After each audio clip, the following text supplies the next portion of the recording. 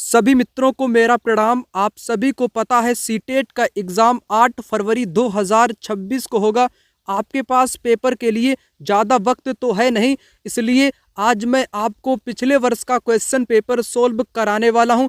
आपको पता चलेगा पेपर में किस प्रकार के क्वेश्चन पूछे जाते हैं और इन सभी क्वेश्चन को कैसे सोल्व करना होता है, किस प्रकार से हम लोग इनमें ट्रिक का यूज भी कर सकते हैं। सब कुछ आपको यहाँ पर बताऊंगा और आपको ये भी पता चलेगा क्वेश्चन का लेवल कैसा रहता है, क्वेश्चन पूछने का तरीका क्या रहता है, सब कुछ आपको बताऊंगा। और जितने भी क्वेश्चन इस वाले पेपर में आपको सोल्व करूंगा उनसे जुड़ी हुई जितनी भी इम्पोर्टेंट एक्स्ट्रा जानकारी होगी, जहां से पेपर में हमेशा क्वेश्चन पूछा जाता है, वे सभी एक्स्ट्रा इम्पोर्टेंट आपको एक एक पॉइंट बताऊंगा, ताकि पेपर के दिन 8 फरवरी को कैसा भी क्वेश्चन आपसे पूछ ले आप उस क्वेश्चन को फटाक से कर लो। इसलिए यह वीडियो पूरी ईमानदारी के साथ अच्छे ढंग से देखने का प्रयास करना, ताकि एक एक चीज आपकी क्लियर हो जाए।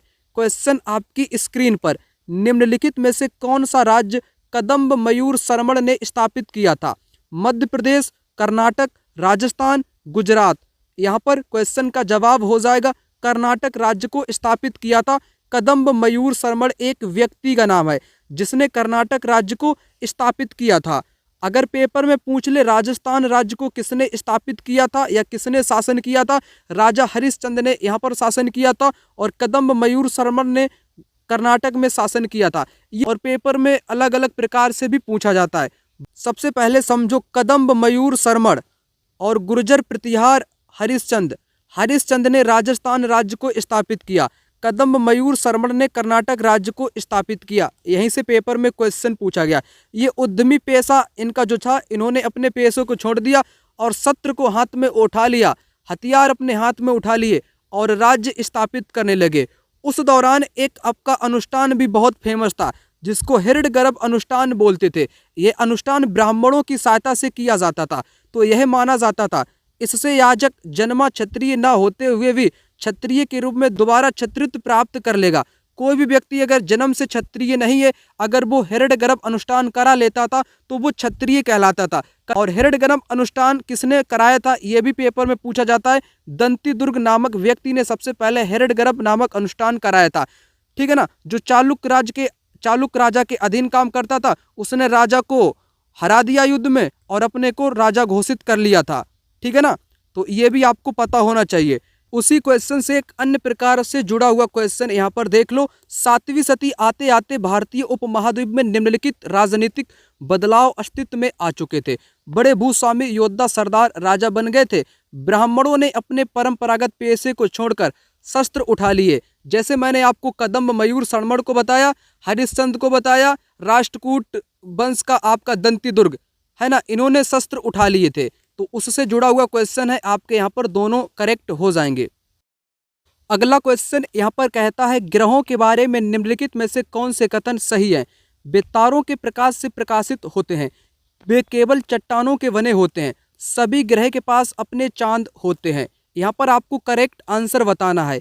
क्या होगा इस क्वेश्चन का राइट आंसर? आपसे ग्रहों के बारे में पूछा है। ग्रह जो होते हैं वे तारों के प्रकाश से प्रकाशित होते हैं। जैसे पृथ्वी क्या है? पृथ्वी एक ग्रह है जिस पर हम लोग रहते हैं। पृथ्वी के पास अपना कोई भी प्रकाश नहीं है, यह तारे की सहायता से चमकती है। तारा क्या है? सूर्य क्या है? सूर्य एक तारा है। पेपर में पूछा जाता है सूर्य क्या है? सूर्य एक आपका तारा हो जाएगा। ग्रह क्या है? पृथ्वी क्या है? पृथ्वी एक आपकी ग्रह हो जाएगी। ठीक है ना, जो कि सूर्य की सहायता से प्रकाशित होती है। पता आपको चल गया होगा ग्रहों के बारे में, जिनके पास क्या होता है, जिनके पास खुद का प्रकाश नहीं होता है बल्कि तारों के प्रकाश से प्रकाशित होते हैं। वे केवल चट्टानों के बने होते हैं। नहीं, केवल के कारण गलत है। चट्टानों के साथ ये तरल पदार्थों के भी बने होते हैं। किससे बने होते हैं? तरल पदार्थों के भी ग्रह आपके बने होते हैं, गैसों के भी बने होते हैं, गैसों से भी बने ग्रह होते हैं। ठीक। उसके बाद सभी ग्रहों के पास अपने चांद अर्थात उपग्रह होते हैं। ये भी पॉइंट गलत है।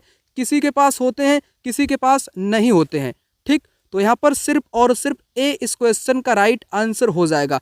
और आपको ये भी बातें पता होना चाहिए कौन से ग्रह कितने प्रकार के होते हैं, ग्रह से क्या क्या क्वेश्चन अब तक पेपर में पूछे गए हैं, वे सभी क्वेश्चन एक झटके में आपको यहीं पर कराता हूँ। आपको बेहतर ढंग से समझाने के लिए मैंने नोट्स को ओपन कर लिया है। सबसे पहले ग्रह प्लेनेट को समझ लो। कुछ खगोलीय पिंडों के पास अपनी ऊष्मा तथा प्रकाश नहीं होता है, वे तारों की सहायता से चमकते हैं, उन्हें ग्रह कहते हैं। ग्रह जिसे अंग्रेजी में प्लेनेट कहते हैं, ग्रीक भाषा के प्लेनेटाई शब्द से बना है, जिसका अर्थ परिभ्रमक यानी चारों ओर घूमने वाला होता है, जो कि NCERT की लाइनें हैं। यहाँ पर इंपॉर्टेंट पॉइंट, पृथ्वी भी एक ग्रह है जिस पर हम रहते हैं। यह सूर्य के प्रकाश से प्रकाशित होती है। पृथ्वी अपना संपूर्ण प्रकाश व ऊष्मा सूर्य से प्राप्त करती है। सूर्य एक तारा है, पृथ्वी एक ग्रह है। अब उनसे जुड़े हुए क्वेश्चन यहाँ पर देख लो। सीटेट 2012 में यह क्वेश्चन आया। पिंड जिनमें अपनी ऊष्मा व प्रकाश नहीं हो लेकिन वे तारों की रोशनी से चमकते हैं, उन्हें ग्रह कहते हैं। ग्रहों के पास अपना खुद का कोई प्रकाश नहीं होता है, जैसे पृथ्वी के पास अपना कोई प्रकाश नहीं है, बल्कि ये तारों की हेल्प से चमकते हैं। जैसे पृथ्वी किसकी सहायता से चमकती है? सूर्य की सहायता से चमकती है, क्योंकि सूर्य एक तारा हो जाएगा। तो आपने ग्रह को यहाँ पर समझ लिया। आंतरिक ग्रह क्या है, बाह्य ग्रह क्या है, कौन ग्रह किससे बने होते हैं, वो भी आपको बताना चाहूंगा। जितने भी लोग पहली बार इस वीडियो को देख रहे हैं उनको एक छोटी सी जानकारी बता दूं। यह जो जानकारी मैं यहाँ पर आपको एक्स्ट्रा बता रहा हूँ, यह जानकारी मेरे द्वारा बनाए गए नोट्स से आपको जानकारी बताई जा रही है। जितने भी नए मित्र पहली बार वीडियो देख रहे हैं, आपको पता है आपके पास सीटेट परीक्षा में ज़्यादा वक्त नहीं है। मात्र 5 से 6 दिन में आप लोग SST की कंप्लीट 60 नंबर की तैयारी कर सकते हो, वो भी आप लोग मेरे नोट्स से। क्योंकि नोट्स में आपको कंप्लीट NCERT हिस्ट्री मिल जाएगा, complete geography, complete polity, SST pedagogy, अर्थात 60 नंबर का पूरा मटेरियल आपको प्रोवाइड कर दूंगा। यह नोट्स आप लोग कैसे लोगे? और नोट्स में अब तक सभी वर्षों के PYQ क्वेश्चन भी आपको 2011 से अब तक का मिल जाएगा, वो भी chapter wise NCERT content with PYQ। दिए गए नंबर पर आप लोग कॉल या व्हाट्सएप पर मैसेज करके इन नोट्स को प्राप्त कर सकते हो। 9696400597 इस नंबर पे आप लोग मेरे से डायरेक्ट कॉल पर बात भी कर सकते हो या व्हाट्सएप पर मैसेज के जरिए इन नोट्स को प्राप्त कर सकते हो। नोट्स का प्राइस 199 रुपये है। चलिए अब मैं आगे की बात कर लेता हूँ। मैं आपको ग्रहों के बारे में बता रहा था। ग्रह गैस व चट्टान के बने होते हैं। कुछ ग्रह के पास अपने चांद होते हैं, कुछ के पास नहीं होते हैं। सबसे पहले यहाँ पर समझो, ग्रह जो ग्रह हैं हमारे सौर मंडल में ग्रहों की संख्या 8 है। एक निश्चित पथ में ये चक्कर लगाते हैं। सूर्य से दूरी के हिसाब से ग्रहों का क्रम बुध, शुक्र, पृथ्वी, मंगल, बृहस्पति, शनि, यूरेनस जिसको अरुण बोलते हैं, नेपच्यून, वरुण, ये है क्रम सूर्य से दूरी के हिसाब से। बुध सूर्य के सबसे नजदीक है, बुध सूर्य के सबसे नजदीक है और सबसे दूर नेपच्यून है। अब ग्रहों के 2 प्रकार आपकी पुस्तक में बताए गए हैं, एक तो आंतरिक ग्रह, दूसरे आपके बाह्य ग्रह। ये बड़ा ही इंपॉर्टेंट है, यहाँ से क्वेश्चन पेपर में अवश्य फंसता है। जो आपके आंतरिक ग्रह हैं, बुध, शुक्र, पृथ्वी, मंगल, ये आंतरिक हैं। आंतरिक ग्रह सूर्य से बहुत नजदीक हैं। ये चट्टानों के बने होते हैं। आंतरिक ग्रह किसके बने हैं? चट्टानों के बने हैं। इनको चट्टानी ग्रह भी कहते हैं। इंपॉर्टेंट पॉइंट पेपर में हमेशा क्वेश्चन पूछा गया है। बाह्य ग्रह को समझो। बाह्य ग्रह आपके बड़े होते हैं, बृहस्पति, शनि, अरुण, वरुण। सूर्य से दूर होते हैं, आकार इनका बड़ा होता है। ये वाले गैस आपके किससे मिलकर के बने होते हैं? गैस और तरल पदार्थ के बने होते हैं। गैस और तरल पदार्थ के कौन से बने होते हैं? बृहस्पति, शनि, अरुण, वरुण, जो कि बाह्य ग्रह, जो कि बड़े ग्रह होते हैं। चट्टान से कौन से बने होते हैं? आंतरिक ग्रह, बुध, शुक्र, पृथ्वी, मंगल। और इनको गैसीय ग्रह भी बोलते हैं। बाह्य ग्रह को क्या बोलते हैं? गैसीय ग्रह के नाम से भी जानते हैं। अब इनसे जुड़े क्वेश्चन कराता हूं, फिर आगे की मैं बात करूंगा। गैसीय ग्रह पूछ लिया, बृहस्पति, शनि, अरुण, वरुण आपके कैसे हैं? गैसीय ग्रह हैं, क्योंकि गैसीय ग्रह को ही बाह्य ग्रह के नाम से जाना जाता है। एक रोचक तत्व भी आप लोग जान लो, बृहस्पति, शनि, यूरेनस के चारों ओर छल्ले हैं। ये छल्ले विभिन्न पदार्थों के असंख्य छोटे छोटे पिंडों से बनी पट्टियां हैं। पृथ्वी के इन छल्लों को शक्तिशाली दूरबीन की सहायता से देखा जा सकता है। तो छल्ले किन में है? बृहस्पति में है, शनि में है और यूरेनस में है। करेक्ट, ठीक है ना। अब ये क्वेश्चन देख लो छल्ले वाला। इनमें से किन ग्रहों को चारों ओर छल्ले हैं? बृहस्पति में है, शनि में है और यूरेनस में है।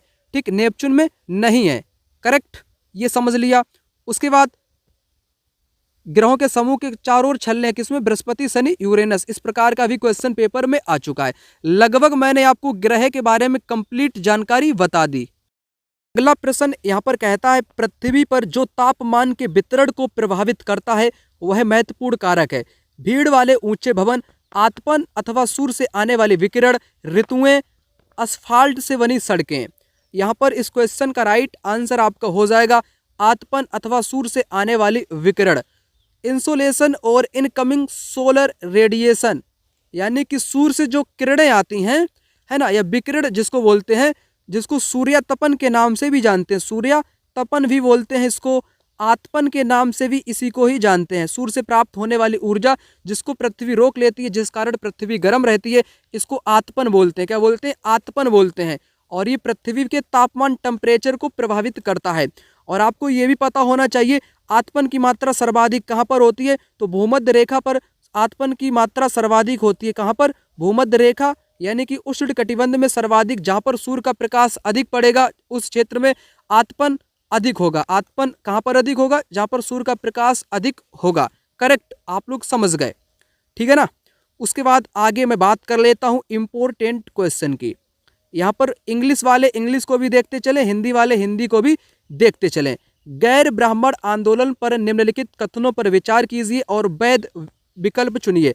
यह आंदोलन गैर ब्राह्मण जातियों से आया जिन्होंने शिक्षा तक पहुंच प्राप्त कर ली थी। पहला यहाँ पर स्टेटमेंट राइट हो जाएगा, क्योंकि गैर ब्राह्मण जातियों से जो लोग आए थे, है ना, जो ब्राह्मण लोग नहीं थे, उन्होंने आंदोलन शुरू किए थे और इन्होंने उच्च शिक्षा प्राप्त कर ली। इनके पास धन भी था, है ना, इनके पास शिक्षा भी था और इनके पास प्रभाव भी था, इनको बोलने की कला भी आती थी, है ना। ये तीन चीज जिस व्यक्ति के पास हो, धन भी हो, शिक्षा भी हो, प्रभाव हो, वो कुछ भी कर सकता है, वो क्रांति ला सकता है। ठीक, तो ऐसे व्यक्ति ने गैर ब्राह्मण जातियों से आए जिन्होंने शिक्षा प्राप्त करी और इन्होंने गैर ब्राह्मण आंदोलन को शुरू कर दिया।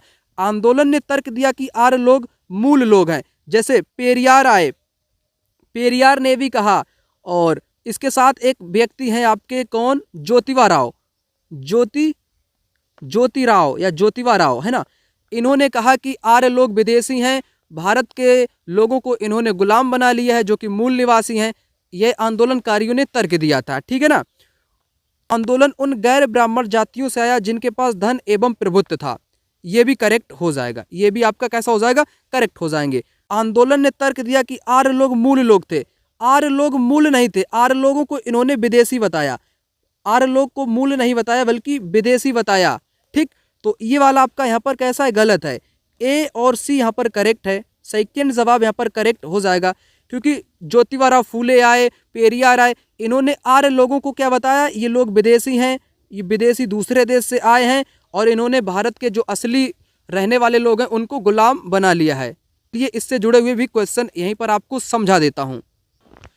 यहाँ पर सबसे पहले आप लोग समझो गैर ब्राह्मण आंदोलन। 20वीं सदी के आरंभ में गैर ब्राह्मण आंदोलन शुरू हुआ। यह प्रयास उन गैर ब्राह्मण जातियों का था जिन्हें शिक्षा, धन, प्रभाव हासिल हो चुका था। अभी मैंने 3 ही पॉइंट आपको बताए। शिक्षा इन्होंने प्राप्त कर ली, इनके पास धन भी था, प्रभाव भी था, इसलिए इन्होंने गैर ब्राह्मण आंदोलन शुरू कर दिया। उनका तर्क था कि ब्राह्मण तो उत्तर से आए उन आर्य आक्रमणकारियों के वंशज हैं जिन्होंने यहाँ के मूल निवासियों को देसी द्रविड़ नस्लों को हराकर दक्षिणी भूभाग पर विजय हासिल की है। ब्राह्मणवादी दावे को चुनौती दी, यानी कि इन्होंने आर्यों को विदेशी बताया। क्या बताया? आर्य कैसे लोग हैं? ये बाहर से आए हैं, विदेशी लोग हैं, और भारत के जो मूल निवासी हैं उनको इन्होंने गुलाम बना लिया है। अभी उन लोगों के बारे में भी आपको बता देता हूँ। जैसे ईवी रामा स्वामी नायकर पेरियार है, जिनको मैंने कई वीडियो के माध्यम से आपको बताया है। मध्य वर्गीय परिवार के थे, संस्कृत का अध्ययन इन्होंने किया, बाद में कांग्रेस के सदस्य भी रहे, है ना। और कांग्रेस के द्वारा उन्होंने दावत आयोजन की गई थी कांग्रेस के द्वारा। उन्होंने दावत में देखा निम्न जाति के लोग और उच्च जाति के लोग दोनों के लिए अलग अलग बैठने का इंतजाम किया गया है, तो उन्होंने हताश होकर पार्टी छोड़ दी। उसके बाद इन्होंने स्वाभिमान आंदोलन शुरू कर दिया, सेल्फ रेस्पेक्ट मूवमेंट। उनका कहना था कि मूल तमिल द्रविड़ संस्कृति के असली वाहक अछूत ही हैं जिन्हें ब्राह्मणों ने अपने अधीन कर लिया है। उनका मानना था कि धार्मिक नेता और मुखिया सामाजिक विभाजनों और असमानता को ईश्वर प्रदत्त मानते हैं, इसलिए सामाजिक समानता के लिए सभी धर्मों से अछूतों को खुद से मुक्ति पानी होगी। ये कथन है, पेपर में यहाँ से क्वेश्चन बनता है। एक और पॉइंट बता दूं, मैं फिर आगे की बात कर लूंगा आपसे, क्योंकि पेपर में यहाँ से क्वेश्चन बनता है, इसलिए मैं आपको जानकारी बता रहा हूँ। पेरियार हिंदू वेद पुराणों के कट्टर आलोचक थे, मनु संहिता के आलोचक, भगवत गीता के, रामायण के कटु आलोचक थे। उनका कहना था ब्राह्मणों ने निचली जातियों पर अपनी सत्ता, महिलाओं पर पुरुष का प्रभुत्व स्थापित करने के लिए इन पुस्तकों का सहारा लिया है। करेक्ट। उसके बाद उनसे जुड़े हुए क्वेश्चन भी हैं। क्वेश्चन मैं आपको यहाँ पर नहीं कराऊंगा क्योंकि कंटेंट मैंने आपको यहाँ पर बता ही दिया है, क्योंकि क्वेश्चन बताऊंगा तो टाइम आपका ही व्यर्थ होगा। मैं यहाँ पर आपको तीव्र गति से सारी चीजें बताने का प्रयास कर रहा हूँ। एक दो व्यक्ति को और यहाँ पर बताना चाहूंगा जहाँ से पेपर में क्वेश्चन पूछे गए हैं और आगे भी मैं आपको कराऊंगा। यहाँ पर ये वाला देख लो, सतनामी आंदोलन पेपर में बार बार आता है। सतनामी गुरु घासीदास ने चलाया। मध्य भारत में सतनामी आंदोलन की शुरुआत घासीदास ने की, जिन्होंने चमड़े के काम करने वाले लोगों को संगठित किया। उनकी सामाजिक स्थिति में सुधार के लिए आंदोलन इन्होंने छेड़ दिया। दूसरा आंदोलन समझ लो, मतुआ पंथ या मतुआ आंदोलन हरिदास ठाकुर ने शुरू किया। पूर्वी बंगाल में हरिदास ठाकुर ने, मतुआ पंथ ने चांडाल काश्तकारों के बीच में काम किया। हरिदास ने जाति व्यवस्था को सही ठहराने वाले ब्राह्मणवादी ग्रंथों पर सवाल उठाने शुरू कर दिए। उसके बाद नारायण गुरु को मैंने बार बार आपको बताया है, केरल के एजावा जाति के थे, है ना। अपने लोगों के बीच एकता का आदर्श रखा और इनका एक महत्वपूर्ण नारा बहुत है, ओरु जाति ओरु मातम ओरु दैवम मनुष्यानी, मानवता की एक जाति एक धर्म एक ईश्वर। और उनसे जुड़े हुए क्वेश्चन भी आपको करा दूं, ठीक, जो इंपॉर्टेंट लगेंगे। घासीदास ने क्या किया? सतनामी आंदोलन शुरू किया, चमड़े का काम करने वाले लोगों के बीच में काम किया। 19वीं सदी के दूसरे अर्ध तक गैर ब्राह्मण जातियों के भीतर लोग जातीय भेदभाव के खिलाफ आवाज उठाने लगे थे, न्याय की मांग करने लगे थे। चमड़े का काम करने वाले लोगों के बीच में काम किया, सतनामी आंदोलन शुरू किया। पेपर का क्वेश्चन घासीदास का नाम यहाँ पर आ जाएगा। उसके बाद यहाँ पर वही है जो मैंने आपको कराया, सतनामी आंदोलन समझ गए आप लोग, सब कुछ मैंने आपको समझा दिया। कथन कारण वाले भी इस प्रकार से क्वेश्चन बनेंगे। मध्य भारत में सतनामी आंदोलन की शुरुआत घासीदास ने की, करेक्ट करोगे, क्योंकि इन्होंने 19वीं सदी के दूसरे हिस्से तक गैर ब्राह्मण जातियों के भीतर लोग जाति भेदभाव की आवाज उठाने लगे थे। इस प्रकार के भी क्वेश्चन पेपर में आपसे बनेंगे, तो आप लोग इन सभी क्वेश्चन को फटाक से कर पाओगे। ज्योतिबा फूले गुलामगिरी इनकी किताब है, ये भी पता होना चाहिए। और सत्य शोधक समाज की स्थापना इन्होंने ही की है। अब मैं आगे बात कर लेता हूं, क्योंकि मैं ये सब कुछ आपको पहले भी बता चुका हूं।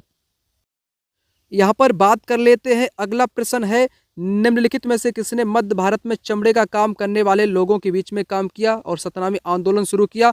घासीदास। मैंने ज्योतिबा फूले के बारे में आपको बता दिया।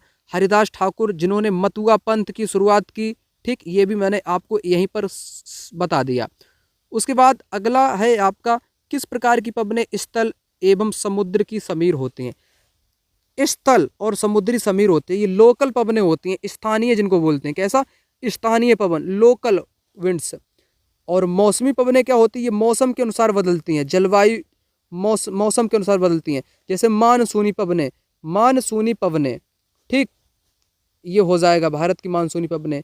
और स्थायी पवन क्या होती है? जो निश्चित लगातार एक ही दिशा में बहती रहे, एक दिशा में लगातार साल भर दिशा में चलती रहे या बहती रहे, उसको बोलेंगे, क्या बोलेंगे? स्थायी पवन उसको बोलेंगे। और पवन बहती कैसी है? ये पेपर में पूछा जाता है, पवन कैसी बहती है? तो पवन बहती है उच्च दाब से निम्न दाब की ओर, उच्च से निम्न दाब की ओर पवन बहती है। पवन कैसी गमन करती है? तो उच्च दाब से निम्न वायु दाब की तरफ बहती है। पेपर में क्वेश्चन यहां से पूछा जाता है। अगला यहां पर देख लो, सामाजिक विज्ञान पढ़ाते हुए कक्षा में एक छात्र आपसे पूछता है, विषुवत रेखा पर हम सभी देशांतरों के बीच की दूरी का मापन कैसे कर सकते हैं? इस मापन हेतु कौन सा उत्तर सही होगा? विषुवत रेखा की दुगनी लंबाई को 90 से विभाजित करना, विषुवत रेखा की लंबाई को 180 से विभाजित करना, विषुवत रेखा की लंबाई को 360 से विभाजित करना, विषुवत रेखा की आधी लंबाई को 360 से विभाजित करना। ये पेडागोजी का क्वेश्चन है। अब ये पेडागोजी का क्वेश्चन आपसे पेपर में पूछ लिया है ना, तो ये है तो ज्योग्राफी का। किसका क्वेश्चन है? ज्योग्राफी का क्वेश्चन है। जब तक आपको अक्षांश देशांतर का ज्ञान नहीं होगा, कितनी रेखाएं होती हैं, तब तक आप पेडागोजी का क्वेश्चन नहीं कर पाओगे। इसलिए एनसीईआरटी तो आपको पढ़नी पड़ेगी। जो नोट्स मैंने आपको प्रोवाइड किए, वे नोट्स अच्छे ढंग से पढ़ो। जहां पर भी दिक्कत हो, मैं बैठा हूं, मेरे से आप पूछ लो। नंबर मैंने आपको दे दिया है 9696400597। यह व्हाट्सअप नंबर है, यही कॉल नंबर है। जिनके पास नोट्स ना हो, अभी भी आपके पास टाइम है, क्योंकि 5-6 दिन में आप लोग नोट्स को पूरा कंप्लीट कर लोगे, रिवीजन हो जाएगा। फटाक से ले लो। क्वेश्चन का आंसर क्या है? विषुवत रेखा की लंबाई को 360 से विभाजित करते हैं।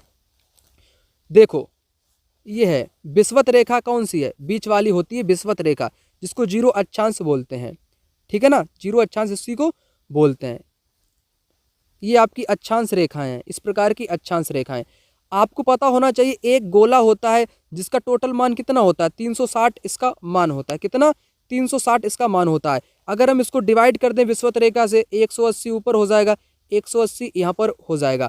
और विषुवत रेखा जिसका मान 0 डिग्री होता है, तो विषुवत रेखा की लंबाई को 360 से ही विभाजित करेंगे, ठीक, क्योंकि सभी देशांतर के बीच की दूरी का मापन करना है। और देशांतर रेखाएं कैसी होती हैं? ये वाली आपकी देशांतर रेखाएं हैं, खड़ी खड़ी देशांतर, और इस प्रकार की लेटी हुई रेखाओं को अक्षांश बोलते हैं। ये कैसी हैं? ये हैं आपकी देशांतर, देशांतर। ये कैसी हैं? आपकी ये है अक्षांश रेखा। ये भी आपको पता होना चाहिए। अगला क्वेश्चन यहाँ पर कहता है निम्नलिखित में से शैल चक्र का सही क्रम क्या है? तो इस क्वेश्चन का राइट आंसर यहाँ पर हो जाएगा अवसादी शैल, कायांतरित शैल और मैग्मा। यहाँ पर जो शैल चक्र का जो आपसे क्रम पूछा है, इसको आप लोगों को बताना चाहूंगा आखिर शैल चक्र होता क्या है। आप लोग यहाँ पर देख सकते हो शैल चक्र, एक शैल से दूसरे शैल में परिवर्तन होने की क्रिया को शैल चक्र कहा जाता है, ठीक है ना। क्या कहते हैं? जो परिवर्तन होता रहता है एक शैल से दूसरे चक्र में, वही शैल चक्र कहलाता है। अब आगे आपको यहाँ पर समझाना चाहूं, द्रवित मैग्मा जो होता है वो आग्नेय शैल बनता है। जब ज्वालामुखी फूटता है, उद्गार होता है, तो सबसे पहले मैग्मा बनता है, मैग्मा से आग्नेय शैल बनता है, आग्नेय टूटकर अवसादी शैल का निर्माण करता है। ताप दाब के कारण आग्नेय व अवसादी कायांतरित शैल में बदल जाते हैं, पुनः कायांतरित शैल से मैग्मा बनता है। तो अब हम लोग कह सकते हैं शैल का क्रम क्या होगा? तो शैल का क्रम होगा अवसादी, सबसे पहले अवसादी, फिर कायांतरित, फिर मैग्मा। या हम लोग मैग्मा से शुरू करेंगे, मैग्मा बनेगा, मैग्मा से आग्नेय बनेगा, आग्नेय से अवसादी बनेगा, अवसादी से कायांतरित बनेगा। अगर आप लोग यहां से उठाओगे अवसादी से कायांतरित, फिर कायांतरित से क्या बनेगा गाइस? पुनः कायांतरित से मैग्मा बन जाएगा। आप लोग यहाँ पर समझ चुके होंगे। ये नोट्स हैं जो मैंने खुद हैंड रिटन बनाए हैं आप सभी लोगों के लिए, ठीक है ना। एग्जाम में क्वेश्चन भी जितने पूछे गए हैं इन चैप्टर वाइज आपको देखने को यहाँ पर मिलेंगे। इसी टॉपिक से आप लोग यहाँ पर देख सकते हो आग्नेय अवसादी से कितने सारे क्वेश्चन पूछे गए, तो आपको सारे के सारे क्वेश्चन इन्हीं नोट्स के जरिए मिलने वाले हैं। आप लोग देर मत करो, इन नोट्स को अभी फटाक से व्हाट्सएप पे कॉल करो या मैसेज करो, फटाक से आप लोग इनको खरीद लो, ठीक है ना। चलिए आपको यहाँ पर मैंने बताया राइट आंसर आपका सेकेंड विकल्प यहाँ पर हो जाएगा। चलिए बात कर लेते हैं अगले क्वेश्चन की। अगला क्वेश्चन यहाँ पर कुछ इस प्रकार से, निम्नलिखित का सुमेल कीजिए तथा उपयुक्त विकल्प का चयन कीजिए। यहाँ पर आपको सही आंसर बताना है, जो कि इतिहास का क्वेश्चन एग्जाम में आया हुआ है। ये सारे क्वेश्चन आपको नोट्स में मिलने वाले हैं, ठीक है ना। तो आहत सिक्के क्या थे और एम्फोरा क्या था? एम्फोरा एक प्रकार से आपका लंबा दोहरे हाथ जो हत्थे वाला एक पात्र था जिसको हाथ से पकड़ा जा सकता था, एम्फोरा कहलाता था, ठीक है ना। और उत्तरी काले चमकीले जो पात्र थे ये क्या थे? ये मिट्टी के बहुत ही पतले और सुंदर बर्तन थे। आहत सिक्के डाई के प्रयोग से चिन्हों की मुहर लगे हुए और इरेटियन बियर मुहर लगे चमकदार बर्तन थे। तो इस प्रकार इस क्वेश्चन का यहाँ पर में मिलान हो जाएगा। राइट आंसर इस क्वेश्चन का आपका क्या हो जाएगा? ए का 4 सभी में दिया गया है, बी का 3 यहाँ पर में दिया गया है, और सी का 2 आपका यहाँ पर दिया गया है, और डी का 1 यहाँ पर दिया गया है। तो राइट आंसर इस क्वेश्चन का 3rd ऑप्शन यहाँ पर हो जाएगा। चलिए आइए बात कर लेते हैं अगले क्वेश्चन की। अगला क्वेश्चन यहाँ पर कहता है कथनों को पढ़ें और सही विकल्प चुनें। संसाधनों का सतर्कता पूर्वक उपयोग करना और उन्हें नवीकरण के लिए समय देना संसाधन संरक्षण कहलाता है। पहला तो राइट दिया गया है, संसाधनों का उपयोग करने की आवश्यकता और भविष्य के लिए उन्हें संरक्षण में संतुलन बनाए रखना सतत पोषणीय विकास कहलाता है।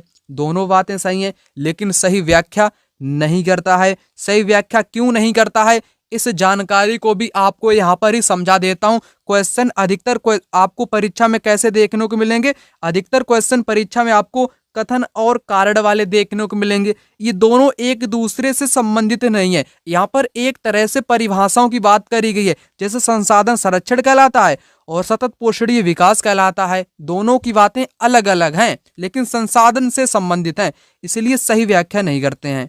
ठीक है ना। चलिए आइए आगे बात कर लेते हैं। यहाँ पर अगला क्वेश्चन कुछ इस प्रकार से, निम्नलिखित में से कौन सा सही नहीं है?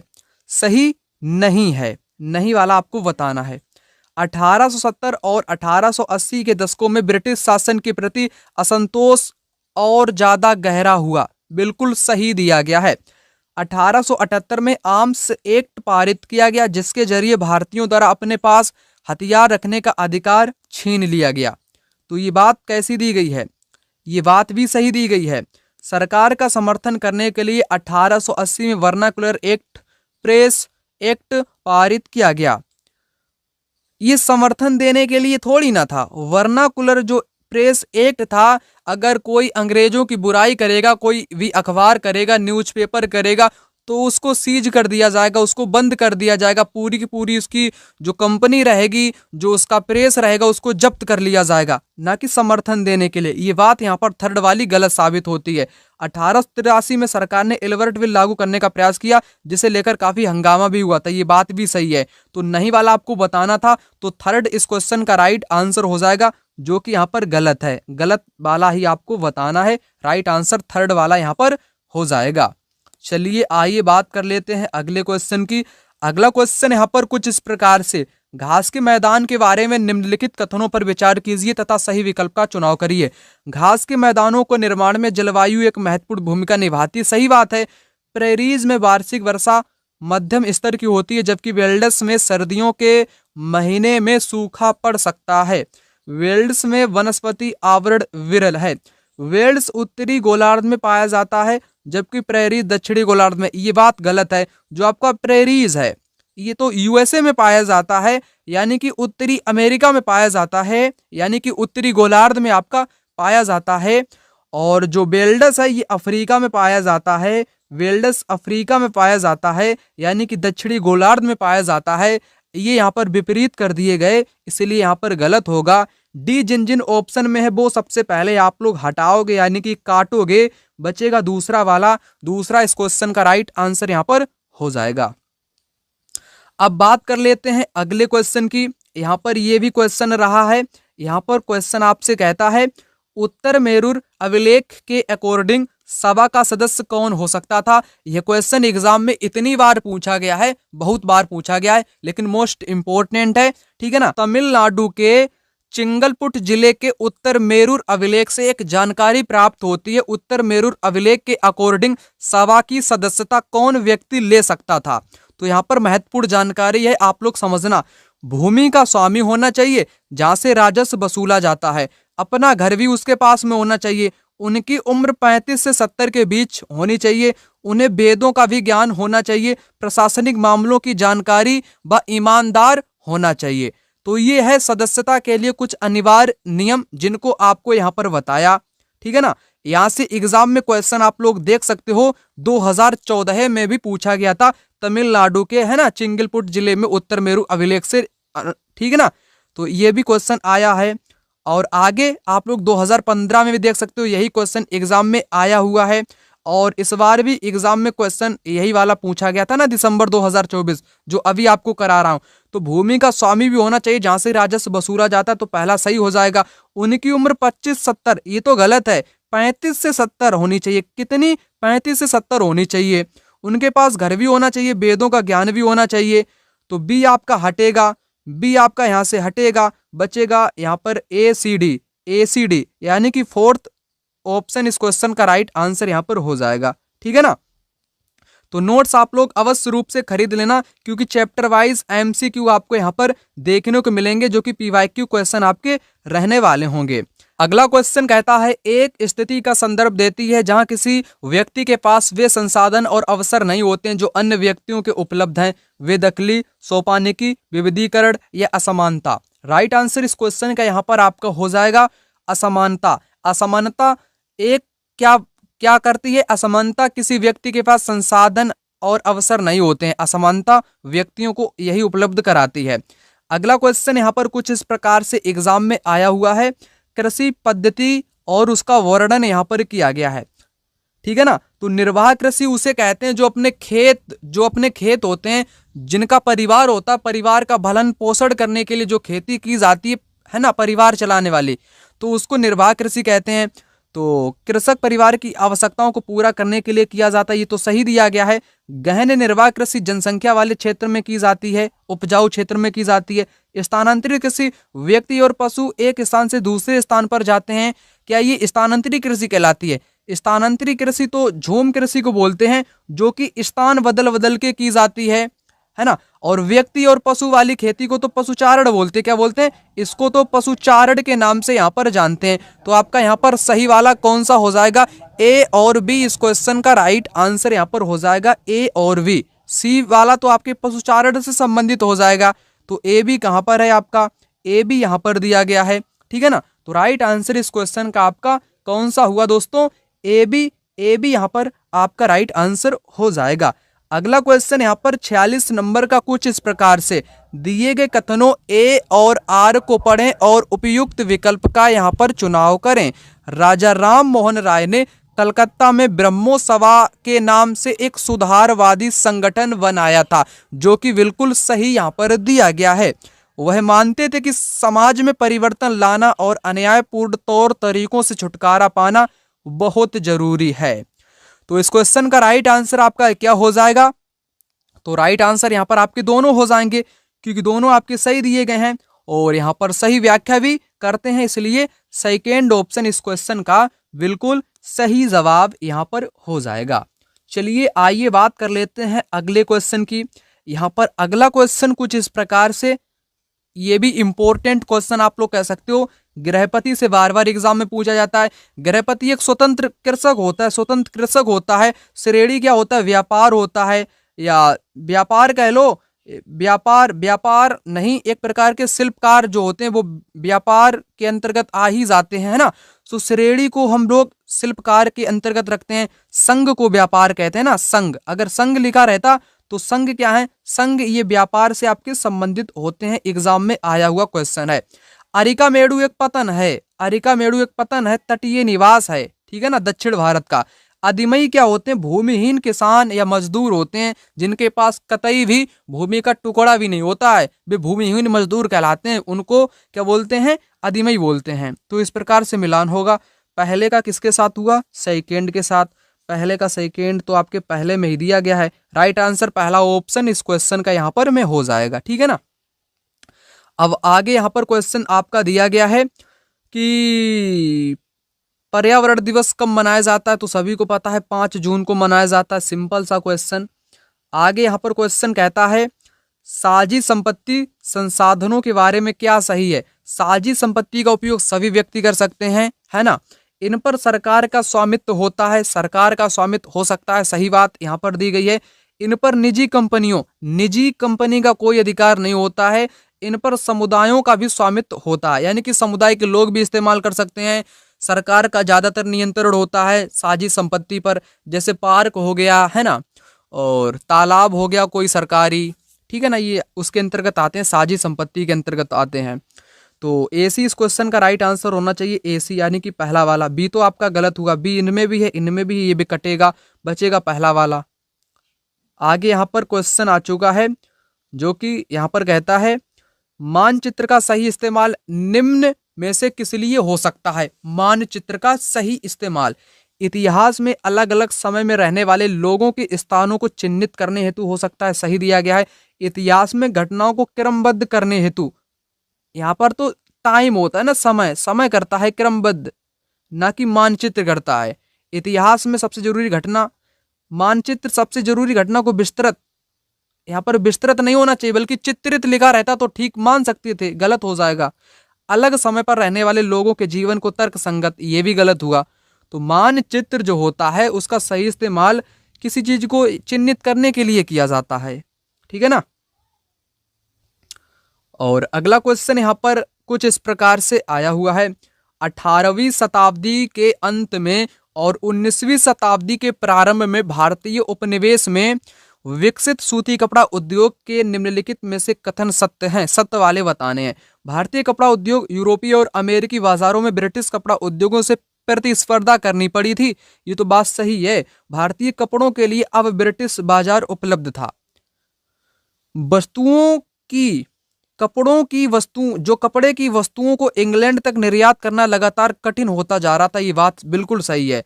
बंगाल के बुनकरों को अधिक नुकसान हुआ क्योंकि अंग्रेजी और यूरोपीय कंपनियों ने भारत में कपड़ा खरीदना बंद कर दिया था। ये भी बात सही हो जाएगी। तो एसीडी इस क्वेश्चन का राइट आंसर हो जाएगा आपका एसीडी राइट आंसर हो जाएगा, है ना। एसीडी कौन सा, एसीडी यहाँ पर राइट आंसर आपका इस क्वेश्चन का हो जाएगा। चलिए बात कर लेते हैं अगले क्वेश्चन की। अगला क्वेश्चन यहाँ पर कुछ इस प्रकार से आप लोग यहाँ पर देख सकते हो, जो कि कहता है निम्नलिखित कथनों ए आर पर विचार कीजिए। प्रेरीज को दुनिया का अन्न भंडार के रूप में जाना जाता है, सही बात है। खेती के वैज्ञानिक तरीकों, ट्रैक्टर व कंबाइन मशीनों का उपयोग ने दक्षिण अफ्रीका को विशेष खाद्य देश, यहाँ पर क्या लिख दिया, दक्षिण अफ्रीका लिख दिया।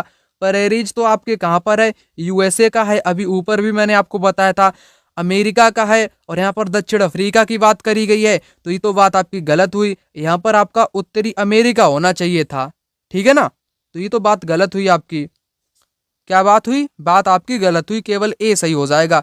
ए सही है, आर गलत। यहाँ पर इस क्वेश्चन का राइट आंसर आपका हो जाएगा, ठीक है ना। क्वेश्चन को आप अच्छे ढंग से पहले पढ़ लिया करो, है ना। पढ़ने के बाद उसका आंसर अच्छे ढंग से ही दिया करो। विविधता कुछ नया और अलग लेकर के आती है। क्या लेकर के आती है, समानताओं और समान लक्षणों को लेकर के आती है। संस्कृतियों के परस्पर मिश्रण के कारण लेकर आती है। तो इन दोनों में से एक आपका राइट आंसर होगा। वह कौन सा राइट आंसर होगा, तो यहाँ पर राइट आंसर आपका सेकेंड वाला यहाँ पर हो जाएगा। संस्कृतियों के परस्पर मिश्रण को लेकर के आती है। यहाँ पर क्वेश्चन नंबर 54 आपका कहता है भारतीय संविधान के बारे में है। भारतीय संविधान द्वारा विधायिकाओं में सीटों तथा सरकारी नौकरियों में आरक्षण दिया गया है। निम्न श्रेणी तथा स्कूल व महाविद्यालय परीक्षाओं में कम अंकों की क्षतिपूर्ति हेतु, क्योंकि इस कारण से लोग प्रतिस्पर्धा करने योग्य नहीं थे। तो पहला वाला क्या यहाँ पर आपका सही होगा। वर्षों के ऐतिहासिक दमन तथा शैक्षणिक वंचिता के क्षतिपूर्ति हेतु जो सरकारी नौकरी में आरक्षण देने का प्रावधान है, वो एक प्रकार से ऐतिहासिक दमन है। उनको शिक्षण से वंचित रखा गया, उनको शोषण उनका किया गया, तो उनसे निपटने के लिए इसको किया गया है ना। तो बी आपका यहाँ पर क्या सही हो जाएगा। वोट बैंक के रूप में राजनीतिक समर्थन व रैली, ये तो गलत है। वोट बैंक के लिए थोड़ी ना आरक्षण को ये किया गया है प्रावधान। तो सी वाला तो आपका गलत हो ही जाएगा। अब आपको यहाँ पर ए बताना है या बी बताना है, अब आपके सामने यहाँ पर रहा, ठीक है ना। कम अंकों की क्षतिपूर्ति, क्या कम अंक आपकी क्षतिपूर्ति इसके लिए आरक्षण किया गया, तो आप लोग कहोगे तो ये वाला बिल्कुल भी सही नहीं होगा। तो सिर्फ और सिर्फ बी यहाँ पर राइट आंसर हो जाएगा। केवल और केवल बी इस क्वेश्चन का यहाँ पर राइट आंसर हो जाएगा, ठीक है ना। समझ में आ चुका होगा आप सभी के। आगे क्वेश्चन यहाँ पर कहता है औपनिवेशिक भारत में विभिन्न कला रूपों में संदर्भ में आपको जवाब देना है। औपनिवेशिक शासन में कई तरह के नए कला रूपों, शैलियों और तकनीकों का सूत्रपात हुआ। इन्हें भारतीय कलाकारों ने अपने स्थानीय ग्राहकों और बाजार के हिसाब से अपनाकर नई शक्ल दी। तो दोनों बातें यहाँ पर आपकी सही हो जाएंगी और सही कारण भी यहाँ पर हो जाएगा। तो राइट आंसर इस क्वेश्चन का आपका दूसरा वाला विकल्प हो जाएगा। क्वेश्चन नंबर यहाँ पर आ चुका है 56, जो कि कहता है, क्या कहता है, निम्नलिखित में से किन कारणों से नवपाषाण युगीन स्थल पुरापाषाण युगीन स्थल से भिन्न है। इतिहास का क्वेश्चन है। ओखली मूसल का प्रयोग अनाज पीसने के लिए किया जाता था, सही बात है, इसलिए भिन्न है। बर्तनों का प्रयोग खाना पकाने के लिए किया जाता था, सही है। विभिन्न प्रकार की चीजों से कपड़े बुने जाते थे। पत्थर के औजारों का प्रयोग आरंभ हुआ, ठीक है ना। तो यहाँ पर पहला और दूसरा तो बिल्कुल सही दिया गया है। पहला दूसरा इसमें भी है, पहला दूसरा इसमें भी है, पहला दूसरा इसमें भी है, पहला चौथा इसमें है। तो पहला चौथा क्या इसमें सही होगा, तो यहाँ पर ये वाला गलत हो जाएगा। यहाँ पर राइट आंसर जो आपका होने वाला है, यहाँ पर थर्ड में क्या, विभिन्न प्रकार की चीजों से कपड़े बुने जाते थे, सही है। पत्थर के औजारों का प्रयोग, पत्थर के औजार आपके ये भिन्न हो जाता है, ठीक है ना। नवपाषाण युगीन स्थल पुरापाषाण से भिन्न है। ठीक है ना। पत्थर के औजारों का प्रयोग आरंभ नहीं होता है, क्योंकि आरंभ पहले से ही हो चुके हैं, तभी तो आपकी ओखली और अनाज पीसे जाते हैं उससे। ठीक है ना, क्योंकि ये औजार इसको भिन्न करते हैं। औजार यहाँ पर बिल्कुल भी नहीं होगा, ये गलत है। पहला दूसरा तीसरा राइट आंसर यहाँ पर आपका हो जाएगा। इस जानकारी को नोट्स के जरिए आपको समझाना चाहूंगा, आप लोग कंफ्यूज होते होंगे इस क्वेश्चन में। चलिए आपको समझा देता हूं। दोस्तों, आप सभी लोग यहाँ पर देख सकते हो नवपाषाण कालीन युग के बारे में। यहाँ पर ये जानकारी आपको महत्वपूर्ण इसलिए बताई जा रही है क्योंकि कोई भी आपको इस प्रकार की जानकारी नहीं बताएगा, डायरेक्ट आपको क्वेश्चन करा के चला जाएगा। वे औजार जिनकी धार को अधिक पैना करने के लिए पॉलिश चढ़ाई जाती थी, है ना। ये एक ऐसा युग था नवपाषाण कालीन, इसमें औजार तो आपके बहुत पहले ही आरंभ हो चुके थे। अब इसमें औजारों पर पॉलिश चढ़ाई जाने लगी थी और औजारों की धार को अधिक पैना किया जाने लगा था। ओखली मूसल का प्रयोग किया जाने लगा अनाज वनस्पति को पीसने के लिए। मिट्टी के बर्तन पर अलंकरण किया जाने लगा, उनको चमकदार बनाया जाने लगा। बर्तन का प्रयोग खाना पकाने के लिए किया जाता था। गेहूं चावल दलहन जैसे अनाज एक आहार का हिस्सा थे। लोग कपड़े बुनने लगे, यहाँ पर ऑप्शन में भी था लोग कपड़े बुनने लगे। इसके लिए भी लोग कपास के पौधे उगाया करते थे। तो ये नवपाषाण कालीन की जानकारी आपको यहाँ पर मैंने प्रोवाइड कराई। नोट्स आप लोग खरीद लेना, क्योंकि आप लोग फायदे में रहोगे, रिवीजन के वक्त में काम आएंगे। चैप्टर वाइज पीवाईक्यू क्वेश्चन आपको यहाँ पर देखने को मिलने वाले हैं। आपको यहाँ पर पता चल गया हो गया, ओखली और मूसल का प्रयोग भी किया जाता था अनाज और वनस्पति को पीसने के लिए। बर्तन का भी प्रयोग किया जाता था और बर्तनों पर अलंकरण भी किया जाता था। और लोग कपड़े भी बुनने लगे थे, कपास भी उगाने लगे थे, है ना। तो पहला दूसरा तीसरा राइट आंसर यहाँ पर आपका इस क्वेश्चन का हो जाएगा। चलिए आइए आगे बात कर लेते हैं। यहाँ पर अगला क्वेश्चन कुछ इस प्रकार से एग्जाम में आया हुआ। 19वीं शताब्दी के अंत तक लोहे के प्रगलक की कला का पतन हो गया था। अधिकांश गांवों में भट्टियां अनुपयोगित हो गई थीं। कारण था लोहा प्रगालक को जंगल विभाग को एक उच्च कर का भुगतान करना पड़ता था, जिसने उनकी आय कम कर दी। ये बात बिल्कुल सही है। अब आपको एक चीज यहाँ पर बताना चाहूँ, सभी लोग जानते होंगे, अगर भट्टियां चली थीं 19वीं शताब्दी के दौरान, है ना, भट्टियां जैसे स्टील का उत्पादन भी होने लगा था, लोहा बनाया जाने लगा था, तो भट्टियों में तपाया जाता था। ठीक है ना, तो लोग भट्टियां जलाते थे। भट्टियां चलाने के लिए लकड़ी की आवश्यकता थी, आग जलाने के लिए लकड़ी की आवश्यकता थी। उस समय अपना भारत गुलाम था अंग्रेजों का, ठीक है ना, तो लोग लकड़ी नहीं ले पाते थे। जंगल से वो चुरा के लकड़ियां ले जाते थे और उनको कई बार जेल में भी डाला जाता था। तो उनको उन पर एक भारी कर चुकाना पड़ता था जंगल विभाग को, इसलिए उनकी आय कम कर दी। तो गांव की जो भट्टियां थी वो तो बंद आपकी हो ही जाएंगी, क्योंकि लकड़ी नहीं मिलेगी। तो कारण और कथन आपके दोनों यहाँ पर सही दिए गए हैं। दूसरा वाला राइट आंसर यहाँ पर हो जाएगा। अगला क्वेश्चन यहाँ पर इस प्रकार से, निम्नलिखित में से स्थानीय शासन चुना हुआ सदस्य होता है। सचिव आपका चुना हुआ सदस्य नहीं होता है। सचिव की नियुक्ति राज्य सरकार या सरकार के द्वारा की जाती है। इसको सरकार के द्वारा सेक्रेटरी को, मतलब कि ग्राम या स्थानीय शासन के लिए चुना हुआ कोई सदस्य नहीं होता, सरकार द्वारा इसकी नियुक्ति की जाती है। सी आपका गलत होगा। सी जिन जिन में है उसको सबसे पहले आप लोग हटा दोगे। और ए बी डी कहाँ पर में है? पहले में है। तो पहला राइट आंसर इस क्वेश्चन का यहाँ पर हो जाएगा। यह क्वेश्चन हमेशा ही एग्जाम में आया हुआ है। अगला क्वेश्चन यहाँ पर आप लोग देख सकते हो, यहाँ पर कहता है निम्नलिखित में से किस तारीख को गांधी जी ने भारतीय लोगों को रोलेट एक्ट के अहिंसक विरोध का दिन मानने को कहा था? तो वह दिन क्या था? 6 अप्रैल 1919 दिन था। क्या था? 6 अप्रैल 1919 का दिन था। और 6 अप्रैल 1919 के बाद 13 अप्रैल 1919 को आपको पता होगा जलियांवाला बाग हत्याकांड, जलियांवाला बाग हत्याकांड, है ना, 13 अप्रैल को होता है, जो कि गांधी ने ऐलान कर दिया कि 6 अप्रैल 1919 को अहिंसक विरोध का दिन मनाएंगे। तो अंग्रेजों को एकदम बहुत बुरा लगा, तो उन्होंने बैसाखी का उस दिन था, तो उन्होंने पंजाब के अमृतसर को घेर लिया, लोगों पर निहत्ती गोली चलाई जनरल ओ डायर ने, ठीक है ना, आपको मालूम होगा। तो 13 अप्रैल की वही घटना यहाँ पर घटित होती है।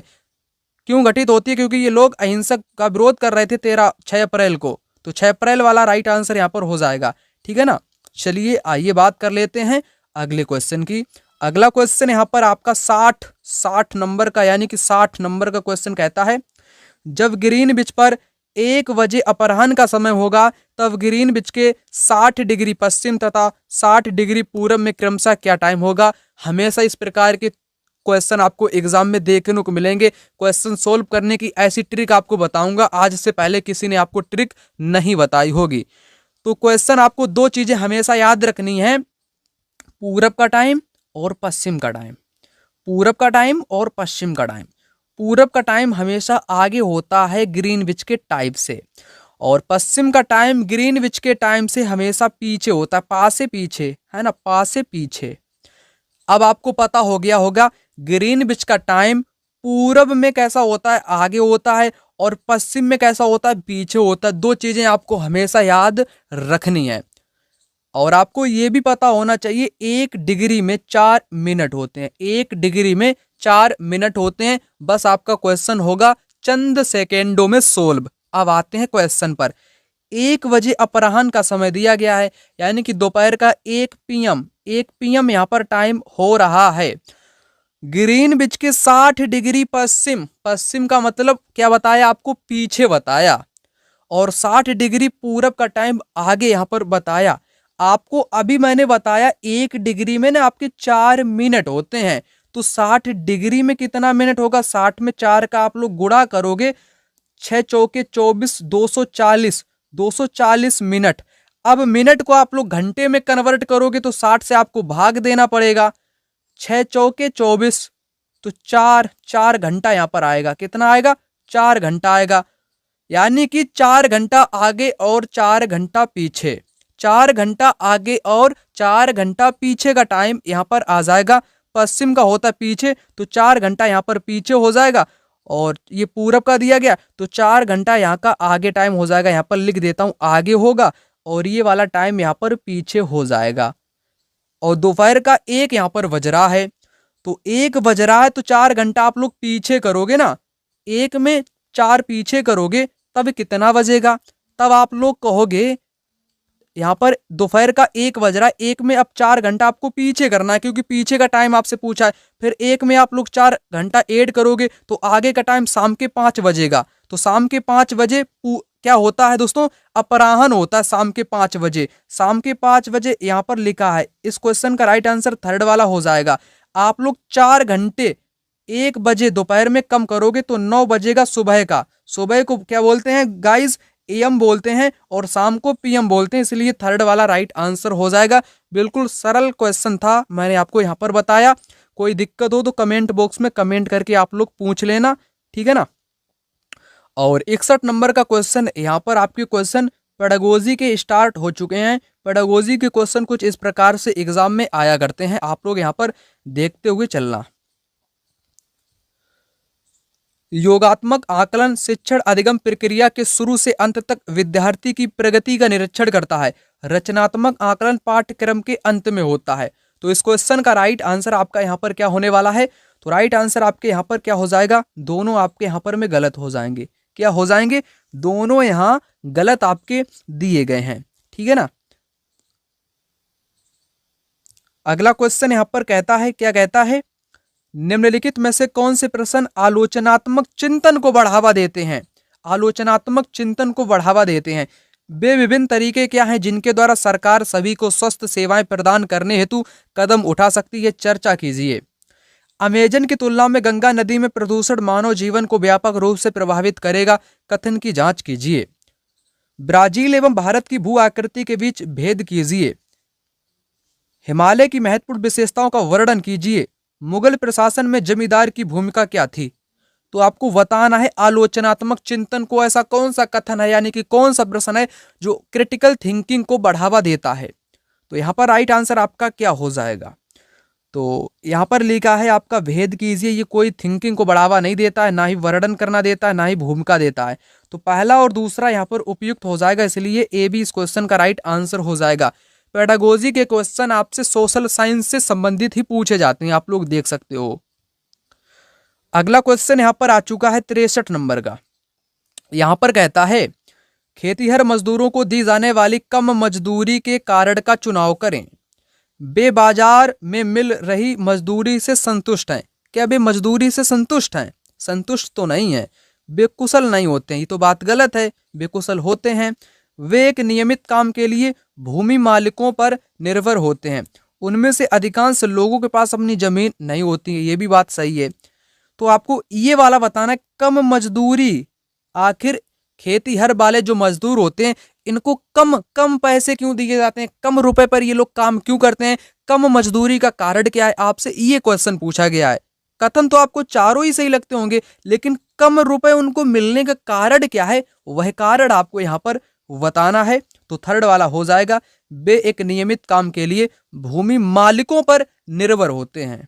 ठीक है ना। क्वेश्चन नंबर 64 यहां पर कहता है, छात्रों के लिए सामाजिक विज्ञान पाठ्यक्रम के गतिविधियों को और अधिक आकर्षक बनाया जा सकता है। व्याख्यान के पक्ष में आलोचनात्मक सोच और चर्चा को कम कम करने की बात करेगी तो गलत हो जाएगा। नेगेटिव टैग वर्ड के अंतर्गत प्रौद्योगिकी और मल्टीमीडिया संसाधनों को शामिल करने से हो सकता है सही हो जाए। केवल यहाँ पर आया है तो केवल आपका गलत हो जाएगा। तथ्यों और आंकड़ों को याद करना तो गलत होता ही, आपको पता ही होगा। तो सेकंड वाला इस क्वेश्चन का राइट आंसर यहाँ पर में हो जाएगा। कुछ क्वेश्चन पेडागोजी के आपके एक प्रकार से टैग वर्ड की सहायता से सोल्व आप लोग कर सकते हो, उसमें कोई झंझट वाली बात नहीं है। कई क्वेश्चन कंफ्यूज वाले भी आपसे एग्जाम में आया करते हैं, उन क्वेश्चन को सोल्व करने का तरीका आपको यहाँ पर बता ही रहा हूँ कैसे आपको सोल्व करना है। अगला क्वेश्चन यहाँ पर दोस्तों कहता है, निम्न का मिलान कीजिए और सही उत्तर का यहाँ पर में चयन कीजिए। तो यहाँ पर आपको सही मिलान करना है। विवरण चार्ट क्या होता है? जो विवरण चार्ट होता है ये एक ऐतिहासिक विकास को दर्शाता है। विवरण चार्ट मतलब कि विस्तृत रूप से दर्शाता है। और जो संबंध चार्ट होता है ये कार्य कारण संबंधों को दर्शाता है। संबंध यहाँ पर भी लिखा है, यहाँ पर भी लिखा है, बस आपको एक संकेत मिल जाता कि इसके साथ यहाँ पर मिलान आपका हो जाएगा। और आप लोग फ्लो चार्ट बनाते होगे, जब नोट्स आप लोग बनाते होगे तो फ्लो चार्ट आप लोग बनाते होगे, तो फ्लो चार्ट का जो मिलान आपका होगा वो हो जाएगा एक प्रक्रिया के चरण को दर्शाने के लिए। सारणीकरण जो होता है एक तालिका के रूप में डेटा। तो यहाँ पर मिलान आपका मैंने कर दिया। ए का किसके साथ है? ए का थर्ड किस में है? सेकंड में है। तो सेकंड इस क्वेश्चन का राइट आंसर यहाँ पर हो जाएगा। अभी तक आप लोगों ने इस चैनल को सब्सक्राइब नहीं किया है, आप लोग इस चैनल को सब्सक्राइब कर लेना, क्योंकि इन्फॉर्मेटिव वीडियो आप लोगों के लिए आती रहेगी। ठीक है ना। अंत तक आपको बेहतरीन ढंग से तैयारी कराऊंगा। नोट्स आप लोग यहाँ पर मैं खरीद लेना। नंबर आपको कमेंट बॉक्स में मिल जाएगा, यहाँ पर भी लिख देता हूँ।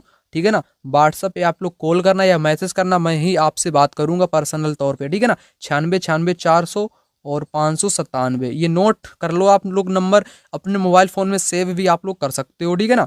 अब न्यायपालिका की स्वतंत्रता दर्शाती है कि न्यायपालिका जो है ना ही इस पर कोई दबाव नहीं कर सकता है। विधायिका, कार्यपालिका न्यायपालिका के काम में हस्तक्षेप नहीं कर सकती है। तो ये बात आपकी सही है, सेकंड वाली सही हो जाएगी। NCERT के अकॉर्डिंग आपको यहाँ पर बता रहा हूँ सारी की सारी इंपॉर्टेंट जानकारी। सामाजिक विज्ञान विषय की प्रकृति के संबंध में कौन सा यहाँ पर में सही कथन सही है? सही कथन आपको बताना है।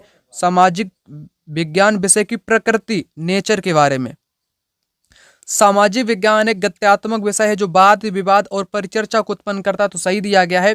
सामाजिक विज्ञान में केवल आया तो केवल के कारण गलत हुआ ना।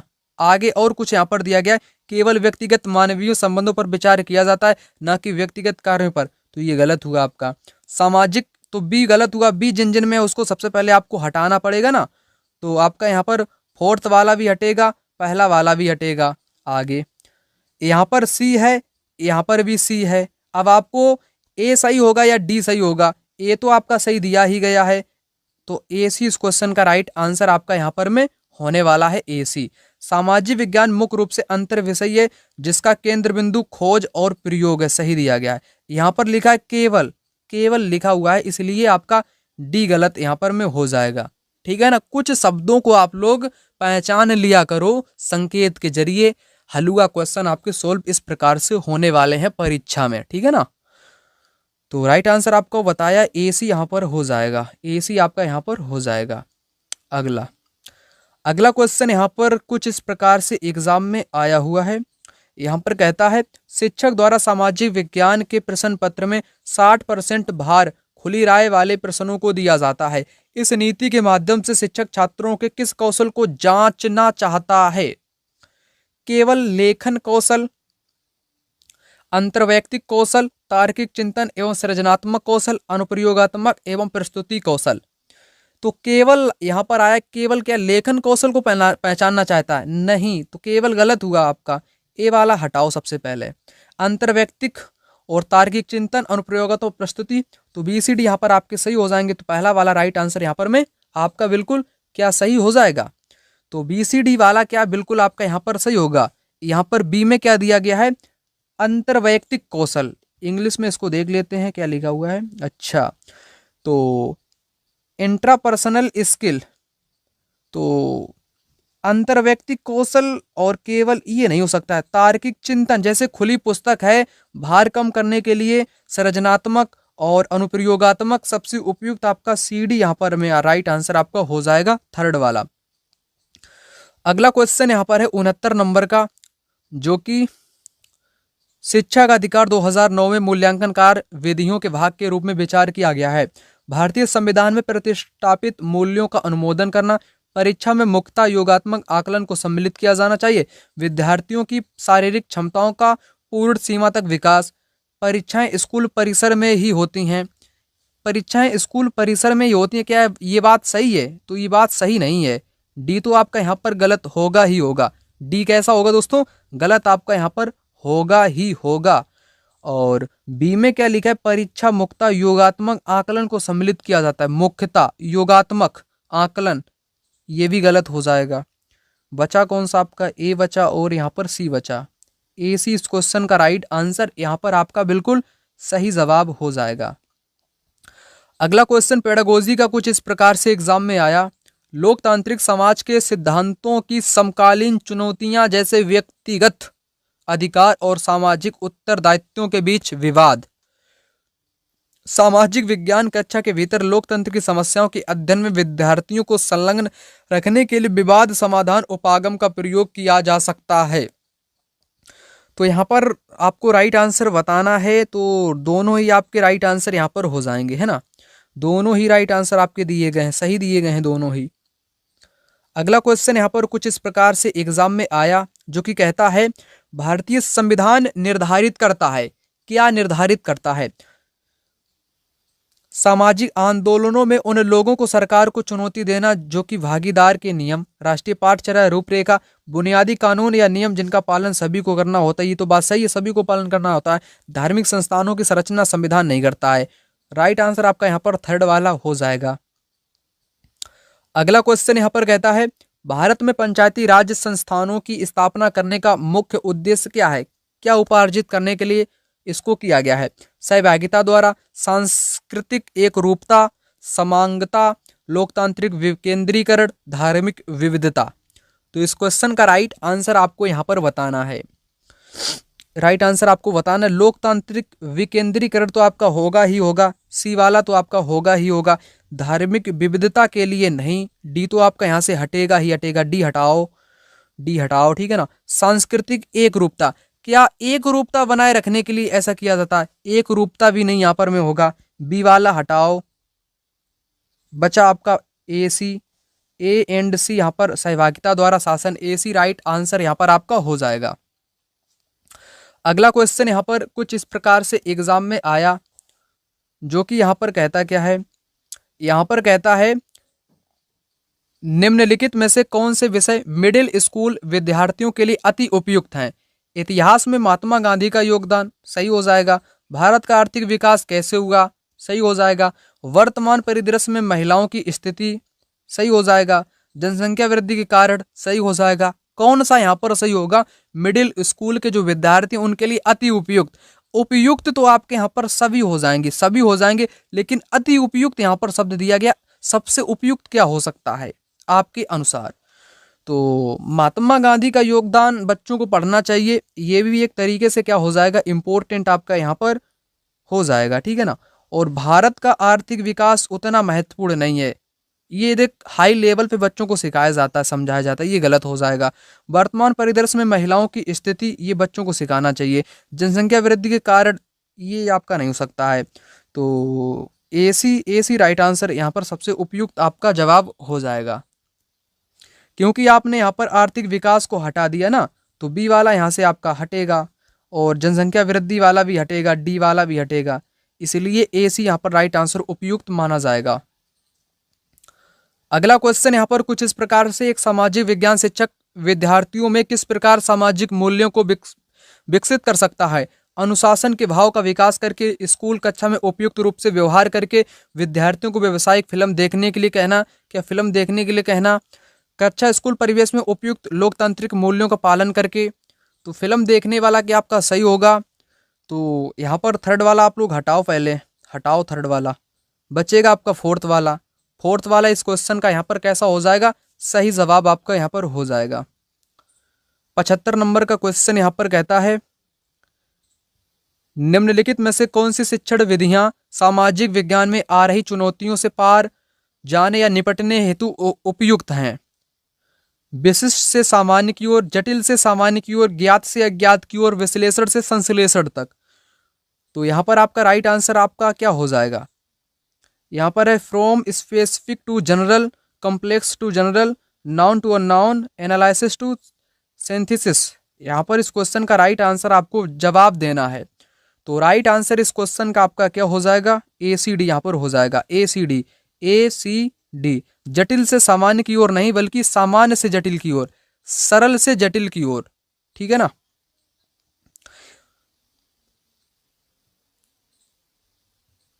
सामाजिक विज्ञान कक्षा में शिक्षण में द्वंद्वात्मक उपागम का प्रयोग से तात्पर्य क्या है?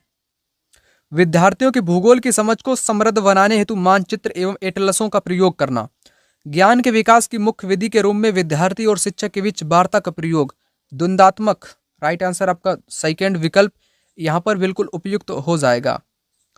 अगला क्वेश्चन यहाँ पर कुछ इस प्रकार से कहता है, क्या कहता है? कक्षा में शिक्षक द्वारा पूछे गए कौन से प्रश्न अन्वेषणात्मक और आलोचनात्मक प्रश्न की श्रेणी में आते हैं? हिमालय के सबसे दक्षिणी भाग को क्या कहा जाता है? क्या सूर्य एक तारा है? क्यों? उत्तरी मैदान में अधिक जनसंख्या निवास करती है? क्यों? पाक जल संधि किन देशों के बीच में स्थित है? तो यहाँ पर अन्वेषणात्मक का मतलब होता है कि बच्चे खोजबीन कर सकें, ऐसा क्वेश्चन आपको बताना है कि बच्चे थोड़ा उसमें उलझें, उसको सोचने पर मजबूर हों और क्रिटिकल थिंकिंग उनकी बढ़ सके। तो पाक जल संधि किन देशों के बीच में स्थित है? डायरेक्ट जवाब हो जाएगा भारत और श्रीलंका। तो इसमें कोई सोचने वाली बात नहीं सामने आती है, तो डी आपका यहाँ से हटेगा, ठीक है ना।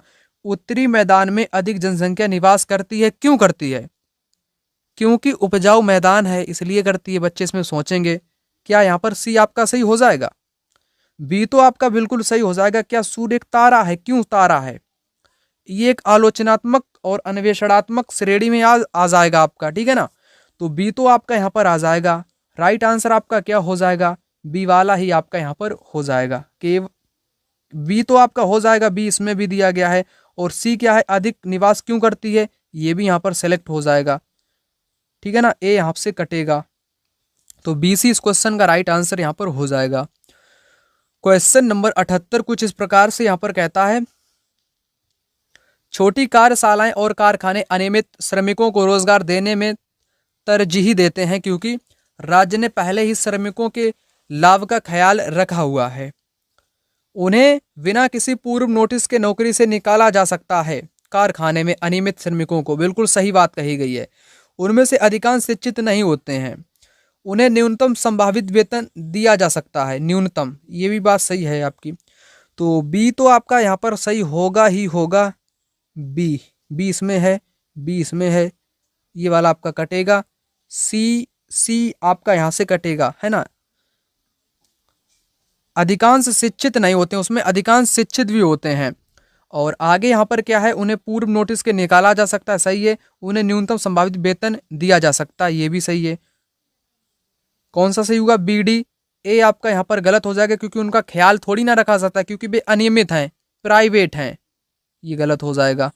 तो राइट आंसर बी डी इस क्वेश्चन का हो जाएगा, बी डी। कौन सा? B and D, B and D. अगला क्वेश्चन, नेल्सन मंडेला ने कैद के 28 वर्ष हजारों अश्वेत लोगों के साथ बिताए। क्यों बिताए थे? रंग भेद का विरोध करने और अलगाव की नीतियों के खिलाफ संघर्ष करने के लिए। ग्राम सभा के बारे में कौन सा कथन गलत है? ग्राम सभा के सचिव का कार्य ग्राम सभा की बैठक और उनमें हुई चर्चा निर्णय का रिकॉर्ड रखना, सही हो जाएगा। ग्राम पंचायत के कार्य को ग्राम सभा को स्वीकृति लेनी पड़ती है, सही हो जाएगा। ग्राम सभा का सचिव निर्वाचित सदस्य व्यक्ति नहीं होता है, अभी आपको बताया। इसकी नियुक्ति सरकार के द्वारा होती है, इसलिए आपका यहाँ पर थर्ड वाला गलत दिया गया है, इसलिए राइट आंसर आपका यहाँ पर थर्ड वाला हो जाएगा। अनेक बार परीक्षा में क्वेश्चन आया हुआ है। अगला क्वेश्चन वो कहता है सामाजिक विज्ञान में समालोचनात्मक सोच महत्वपूर्ण है क्योंकि ये छात्रों को परीक्षा पास करने में मदद करती है, ये छात्रों को सही उत्तर का अनुमान लगाने की अनुमति देती है, ये छात्रों को अधिक आसानी से जानकारी याद करने में मदद करती है, ये छात्रों को उच्च स्तरीय सोच के लिए तैयार करती है, ये समस्या समाधान की क्षमता को प्रोत्साहित करती है। डीई क्या आपके सही हो जाएंगे? डीई कहाँ पर में दिए गए हैं? डीई इसमें दिए गए हैं, ठीक है ना। पास करने में मदद करती, ये तो गलत बात है। ए हटाओ, यहाँ से भी, यहाँ से भी, यहाँ से भी, बचा आपका पहला वाला। डीई आपके यहाँ पर में सही आंसर हो जाएंगे, डीई है ना। डीई यहाँ पर राइट आंसर आपके हो जाएंगे, कोई दिक्कत की बात नहीं है। भारतीय राज्यों और केंद्र शासित प्रदेशों में निर्धनता की प्रवृत्तियां एवं उनके तुलनात्मक अध्ययन को समझाने हेतु सर्वोत्तम शिक्षण अधिगम प्रणाली कौन सी होगी? यानी कि बच्चों को आपको स्कूल में समझाना है कि भारत के जो राज्य हैं और केंद्र शासित प्रदेश हैं, ठीक है ना, उनकी तुलना करनी है प्रवृत्तियों की, तो कौन सा यहाँ पर सर्वोत्तम तरीका आप लोग अपनाओगे? क्या उनको क्षेत्र भ्रमण कराओगे, या वाद विवाद कराओगे, या द्वितीयक आंकड़ों का विश्लेषण कराओगे? तो द्वितीयक आंकड़ा क्या होते हैं? जैसे कोई जानकारी पहले से उपलब्ध है उस पर विचार विमर्श करोगे, डाटा इधर उधर से निकालोगे कि बे राज्य में क्या हो रहा है, वहां पर क्या हो रहा है, इस प्रकार से आप बच्चों को बताओगे सेकेंडरी डाटा एनालिसिस करके, ठीक है ना।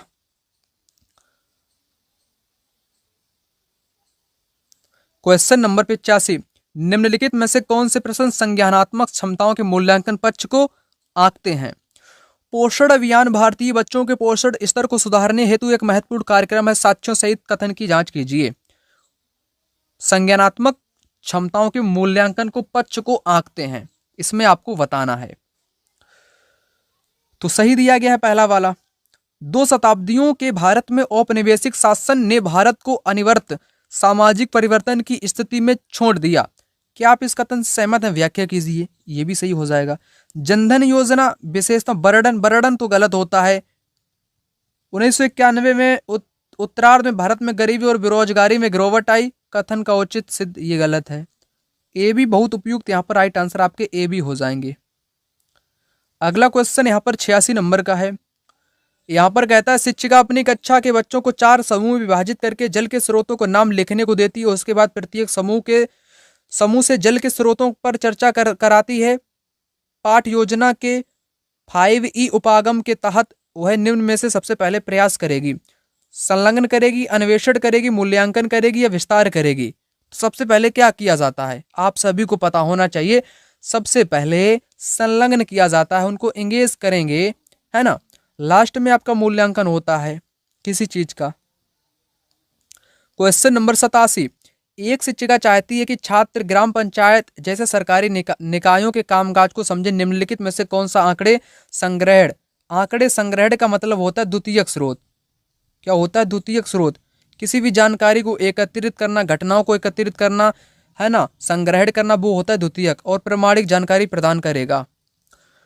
तो अखबारी लेखन, पाठ्य पुस्तक, अध्ययन यात्रा और जीवनी। आपसे पूछा गया है, आपसे पूछा है, एक शिक्षिका चाहती है कि छात्र ग्राम पंचायत जैसे सरकारी निकायों के कामकाज को समझ सकें। तो अध्ययन यात्रा कराओगे या जीवनी या अखबार पढ़ाओगे या पाठ्य पुस्तक पढ़ाओगे? तो सबसे उपयुक्त आपकी यहाँ पर में कौन सी चीज होने वाली है? तो सबसे उपयुक्त जो आपकी यहाँ पर में चीज होने वाली है वो हो जाएगी यहाँ पर, क्या आपकी हो जाएगी? अध्ययन यात्रा यहाँ पर आपकी सबसे उपयुक्त हो जाएगी बच्चों को अध्ययन के जरिए, है ना, क्योंकि द्वितीयक की बात करी गई है, आंकड़ों की बात करी गई है। अगर यहाँ पर आंकड़ा वाकड़ा कुछ ना लिखा रहता तो आप लोग डायरेक्ट ग्राम पंचायत में या गांव में बच्चों को जा करके समझा सकते थे। वैसा यहाँ पर कुछ नहीं दिया गया है, इसलिए बच्चे सिर्फ फील्ड ट्रिप करके, है ना, फील्ड ट्रिप करके। फील्ड ट्रिप का मतलब क्या होता है गाइस, बच्चों को आप लोग ले जाओगे फील्ड ट्रिप पे, है ना। अगला क्वेश्चन, एक धारणा कि विज्ञान के लिए तकनीकी दिमाग की आवश्यकता होती है, लड़कियां तथा महिलाएं तकनीकी चीजों से निपटने में सक्षम नहीं है, तो ये क्या है, एक रूढ़िबद्ध धारणा है महिलाओं के प्रति, और क्या है। अगला अगला क्वेश्चन यहाँ पर कहता है, एक क्षेत्रीय भ्रमण के लिए विद्यार्थियों में किस कौशल को पहले विकसित करना चाहिए, तर्क कौशल, विश्लेषण, प्रयोग या अवलोकन। तो राइट आंसर इस क्वेश्चन का आपका जवाब होना चाहिए अवलोकन, ऑब्जर्व स्किल। लास्ट क्वेश्चन इस वीडियो का गाइस, रोहित ने पाया कि उसकी कक्षा के कुछ बच्चे मानचित्र पर अक्षांश देशांतर रेखाओं की स्थिति को स्पष्ट नहीं कर पाते हैं। बच्चे को इनमें से सक्षम बनाने के लिए, मदद करने के लिए रोहित को क्या करना चाहिए, प्रायोगिक, अनुभविक, क्रियात्मक या केस अध्ययन। ठीक है ना, तो ऐसी स्थिति में बच्चे को करना चाहिए क्रियात्मक एक्शन रिसर्च। दोस्तों मिलते हैं दूसरी वीडियो में, तब तक के लिए जय हिंद, वंदे मातरम। नोट्स आप लोग खरीद लेना, व्हाट्सएप नंबर आपको कमेंट बॉक्स में मिल जाएगा।